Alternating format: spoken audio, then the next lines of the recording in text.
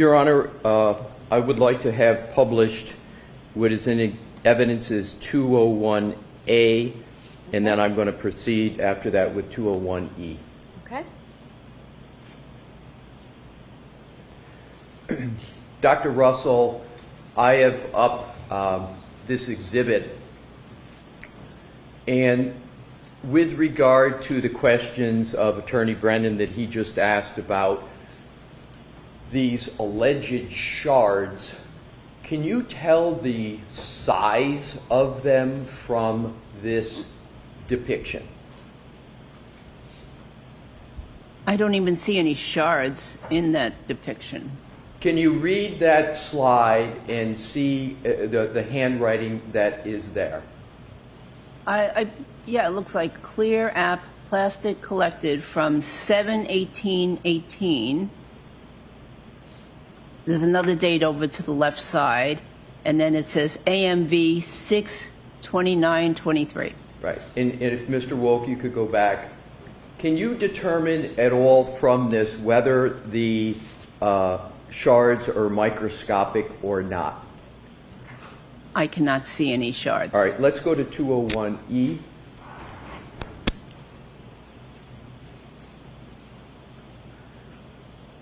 With regard to this depiction, do you recognize what is in this depiction? It looks like irregular, red-colored pieces of debris. Thank you. And do you recognize the ruler above those pieces? I'm not sure if this is the same ruler as in the previous image, but there does appear to be a ruler.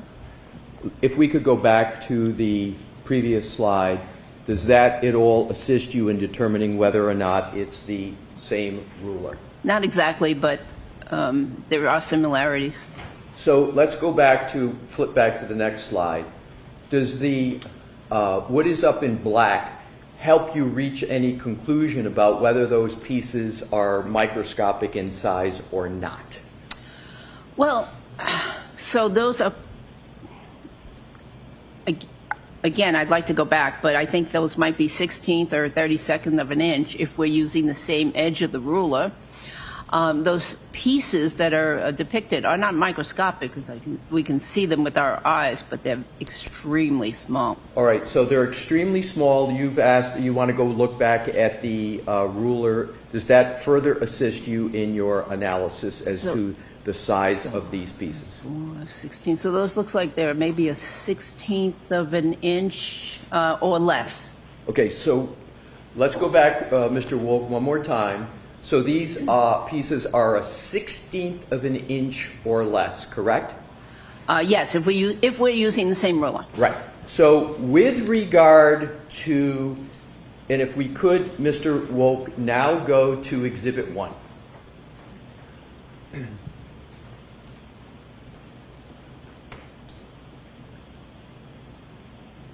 Attorney Brennan asked you several questions with regard to whether those 16th of an inch or less pieces could cause these types of abrasions.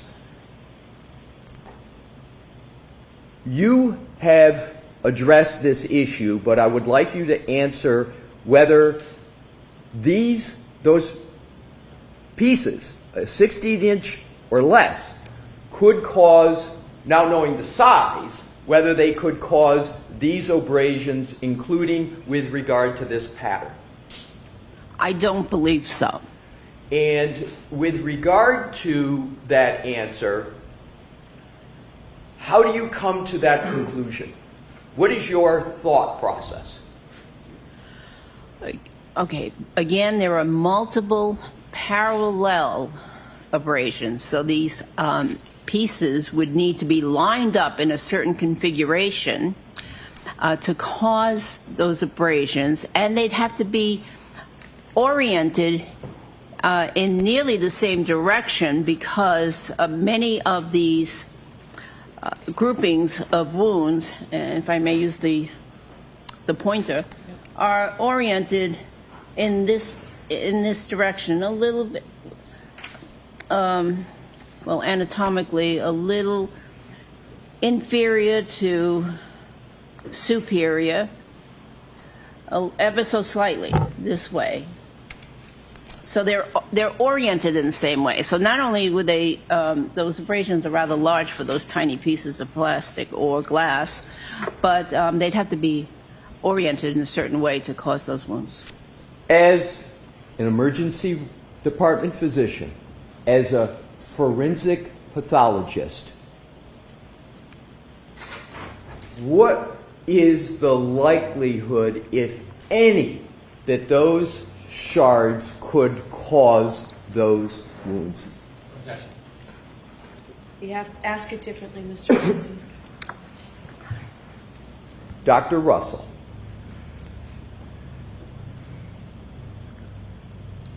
please state your evaluation and conclusion and the basis for it as to whether those shards of glass, or excuse me, shards of plastic, 1/16 of an inch and less, can cause those abrasions on and wounds on the right arm of Mr. O'Keefe. I do not believe that they could have caused those wounds. Is that a close call for you to come to that conclusion? Not at all.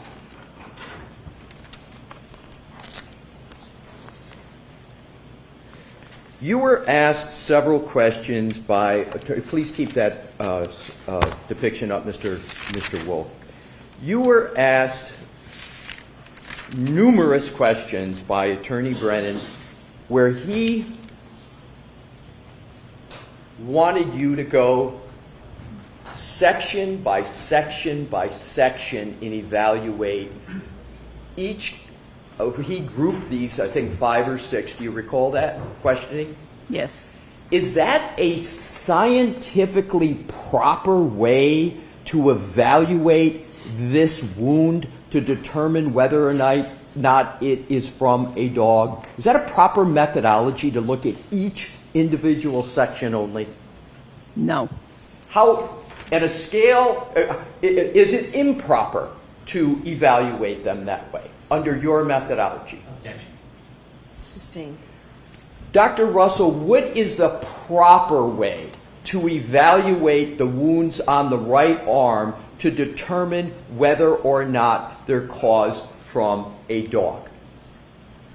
To look at patterns, because individual wounds can vary, but the pattern is what is significant.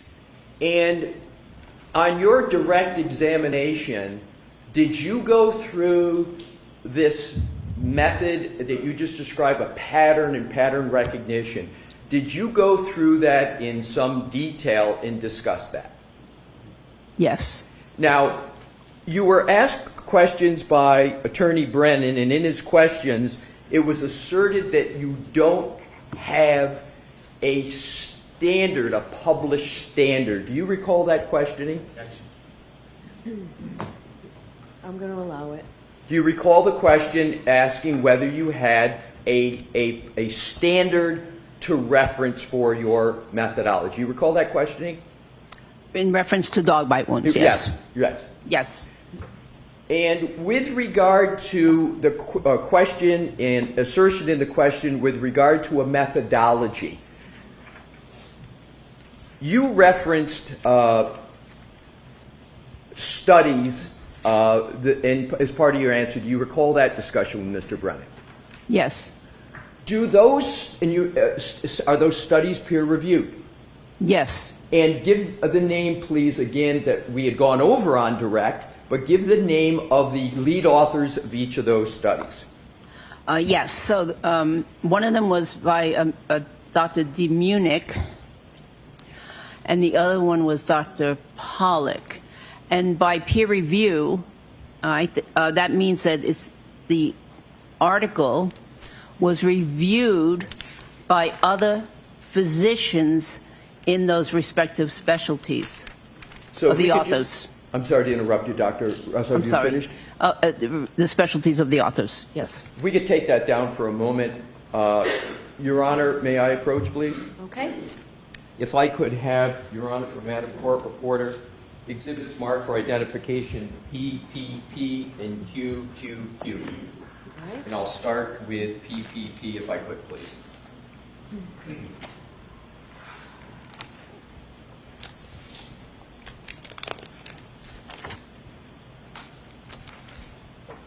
Thank you, Madam Court Reporter. May I present PPP to it? Thank you, Your Honor. Dr. Russell, you have before you PPP. Is that the study with the lead author, Dr. Demunick? Yes. Do you recall Attorney Brennan in his questioning asserting that you had no basis and there was no support for your methodology of pattern recognition? Do you recall that discussion? Objection. Sustained in that form. Do you recall questioning on the cross-examination by Attorney Brennan as to your basis for a methodology in terms of pattern recognition with regard to dog wounds? Do you recall that? Yes. Can you please take a look at exhibit PPP for identification and identify whether there's any section in that study that talks about and documents the methodology that you used in that study? Yes. So this is an article that was published in the International Journal of Legal Medicine, and it is entitled Forensic Approach of Fatal Dog Attacks, a Case Report and a Literature Review. And so it's several pages long, talks about a specific case, and then on page 298, there are some significant passages that I would like to read, actually. So it says here, dogs have some very specific dental and maxillofacial features. They have 42 teeth, 20 in the upper jaw, 22 in the lower. Usually the mandibular dental arch is narrower and shorter than the maxilla, and that means upper, lower and upper. Maxillar is the upper. Maxilla, and the shape of the dental arches varies among the different breeds. There are natural gaps between the teeth that are attenuated or accentuated depending on the breed. The canine masseter pterygoid complex is short and strong, and its insertion on the mandible provides powerful mechanical advantage. So that's talking about the muscles, how powerful they are. And then it goes on to measure the forces. If you could find the location, if there's any in there with regard to pattern, is there any discussion about attributes and patterns in that study? Yes, this next paragraph. The above features attribute to the characteristics of dog bites. The maxillary teeth distal to the mandibular teeth allow the so-called scissor bite in which the dog can lock onto his prey. The tremendous force of the bite, muscle complex can develop, allows the dog to twist and tear, and cause great damage. The injuries caused involve a combination of biting, crushing, tearing that results in characteristic patterns of punctures, lacerations, avulsions of the skin and soft tissue. Forensic pathologists noted the multiple torn wounds with adjacent puncture wounds, the so-called hole and tear combination. That's in this case. The puncture wound, a round hole, is made by the canine tooth of either the upper or lower jaw on one side that serves as an anchorage, while the other teeth cut into the flesh, causing stretching lacerations in the process of biting, shaking, and tearing. This should be considered pathognomonic for dog bites, especially when accompanied by tissue defects and claw marks, the latter being narrow, superficial, linear abrasions arranged parallel to one another, 4 or 5 in number, and usually found in the vicinity of the bite. This pattern allows differential diagnosis, with bites of other animals, which are not accompanied by pulling and shaking, nor by the usage of prominent canine, and with stab wounds caused by sharp instruments. Does that study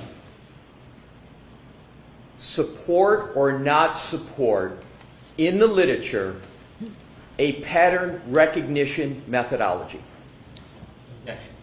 That's sustained. What do you conclude from the language you just read in that study with regard to methodology of discerning dog bite wounds? That pattern recognition is very important. Now what I would like, if I could approach Your Honor. Okay?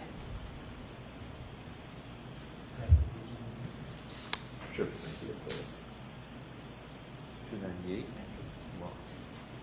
If I could return this to Madam Court Reporter and please request Exhibit QQQ for identification. Thank you, Madam Court Reporter. May I hand it to the witness? Yes. Thank you, Your Honor. I've now handed you what is marked for identification as Exhibit QQQ. I would ask, please, that you, is that the Pollock study that you referenced in your direct and in your cross-examination? Yes. Could you please, as you did with the Munich study, can you please articulate the relevant sections with regard to your reliance upon that study? Yes. So this is an article from the Institute of Forensic Medicine at the University of Vienna. Is that a peer-reviewed study? Yes. Please continue. Excuse me? Please continue. Okay. The title of the article is Fatal Dog Bite Injuries.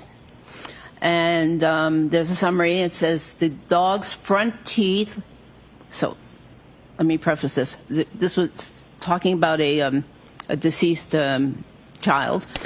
And they describe the features. It says the dog's front teeth left marks of individual circular or scratch-like abrasions, as well as slit-like skin severances. Slit-like skin severances of the skin, arranged in curved lines.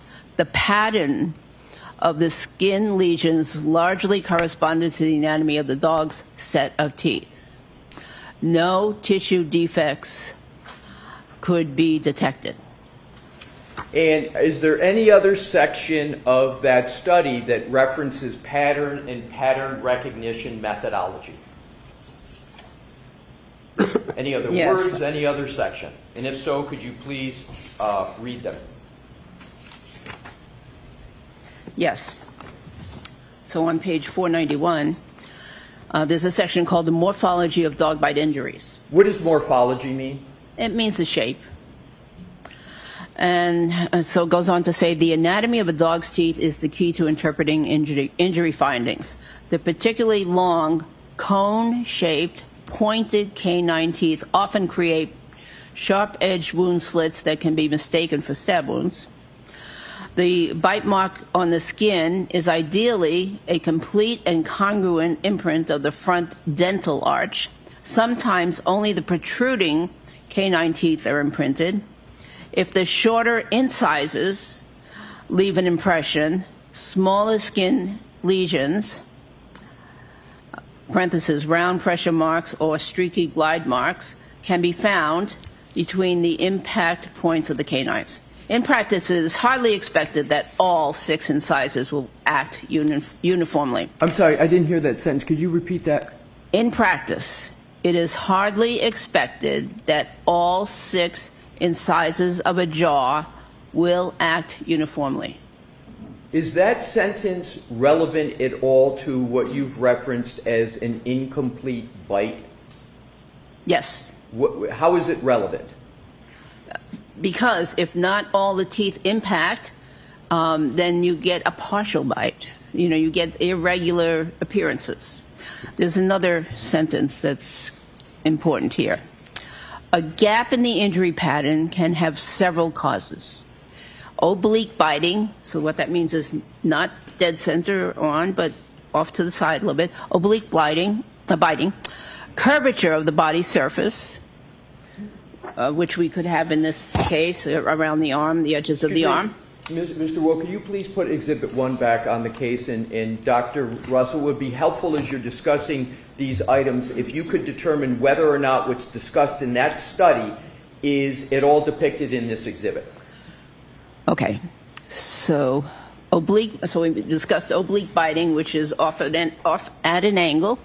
Curvature of the body surface. So here we have a body surface that's actually quite irregular. There's curvature down here. There's definitely curvature around the elbow, and so there's curvature around the bones. So curvature of the body surface can change the appearance of the wounds. Interposition of textiles, so that would be clothing. Is there an example of interposition of textiles in this case? I don't think so. Well, was the decedent in this case wearing any? Is textiles mean clothing?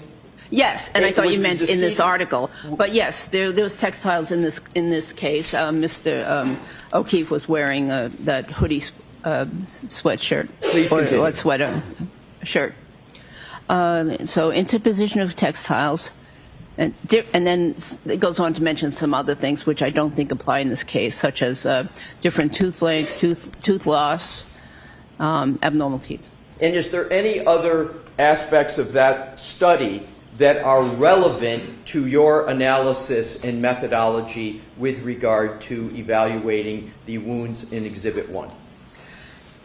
You know, a lot of this article is relevant, and I don't know if you want to keep. I don't want to keep I on want reading. to keep reading it, but if there is a section, because then I'm going to have a few more questions once you're done identifying the most relevant sections of the article. Yeah, this. And then there's one section that said. Thank you. Oh, yes, thank you. Then it does mention that in some victims, parallel scratch marks originating from clawed paws are found accompanying the injuries. And is there any other section that you believe supports your evaluation of the wounds on Exhibit 1? No, I think that's it. All right, so thank you, Your Honor. May I approach? Yes. Thank you, Dr. Russell. Madam Court Reporter.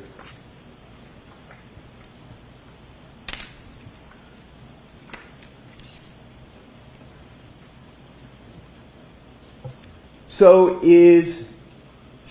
do those studies, the Demunic and the Pollock that you just referenced, do they support the methodology of pattern recognition that you applied in evaluating Exhibit 1? Absolutely. And do they directly or indirectly support that methodology? Directly. And is that medical literature peer-reviewed support or not for your pattern recognition methodology? So as to the form, Mr. Alessi. Do those studies, each of them, those peer-reviewed studies, support your pattern recognition methodology that you applied with regard to Exhibit 1? Yes.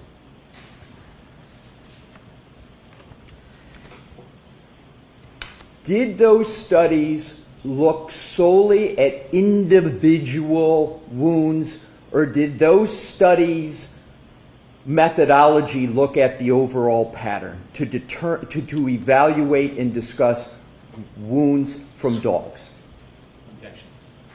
Ask it differently. How did those studies evaluate wounds with respect to individual wounds and overall wounds? How did the study evaluate those? They described some individual wounds. There were numerous wounds. Described some individuals, but they looked at the overall pattern to make recommendations. Was the pattern, overall pattern in those studies important or unimportant in the analyses and conclusions that those authors reached? Important. Attorney Brennan asked you about various considerations you made with regard to differential diagnosis. Do you recall those? Yes. Let's just start with your differential diagnosis methodology. You describe whether or not you took into consideration additional information that was presented to you in determining whether your initial hypothesis was correct or not. Describe just generally that process and whether or not you took new information and retested your hypotheses. Describe that process that you undertook just generally. So in general, when a physician is presented with a set of circumstances or wounds or symptoms or whatever, they come up with a possible diagnosis, but have to consider other diagnoses as well. That's what a good physician does. They consider what they think is the most likely, and then they go through a process of eliminating the or including and the other possibilities. Would you like me to give an example, like chest pain or Well, I'd like abdominal to pain? give you an example of what you used here in this Yeah, case as okay. the application of that. Well, okay, so I'm just describing the overall process because if you came to a diagnosis and narrowed in on it and never considered any other information, sometimes your diagnosis is going to be wrong, and so you have to allow for other information. And so I did that in this case. I examined the circumstances, examined the wounds photographically, and came up with my impression, but I also considered other possibilities. What else could cause those scratches or those abrasions? And did you honestly and scientifically consider those other possibilities as you continue to review the information, old and new information in this matter? Yes. And did that process allow you to avoid confirmation bias? Yeah. Yes. So in terms of that process, now let's go through some of the items that Attorney Brennan discussed with you. He asked you several questions, one of which, did you evaluate news clips and audio clips? You remember that questioning? I remember a question about some, Right. some news clip. And did you recall your discussion with Attorney Brennan about acute grief reaction? You remember that discussion? Yes. Now, in terms of acute grief reaction, you talked about it, and do you recall discussing that sometimes people who have a traumatic event, that acute grief reaction occurs? You recall that discussion with Attorney Brennan? Yes. Now, do you recall also mentioning that sometimes these patients engage in self-blame? Yes. And my question, among others, is when they go to self-blame, from your experience as emergency room physician, seeing patients with this, as you discussed with Mr. Brennan, are there instances when patients blame themselves for something when they're not to blame? Sustained. Can you discuss what you meant by self-blame in acute grief reaction? Sustained. Your Honor, may we approach? Okay.